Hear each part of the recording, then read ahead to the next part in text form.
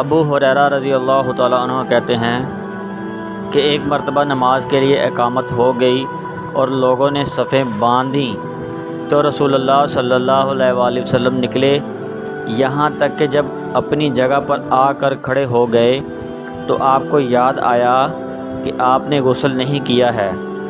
آپ نے لوگوں سے کہا تم سب اپنی جگہ پر رہو۔ پھر آپ گھر واپس گئے اور ہمارے پاس واپس آئے تو آپ کے سر مبارک سے پانی ٹپک رہا تھا، اور حال یہ تھا کہ آپ نے غسل کر رکھا تھا اور ہم صف باندھے کھڑے تھے۔ یہ ابن حرب کے الفاظ ہیں۔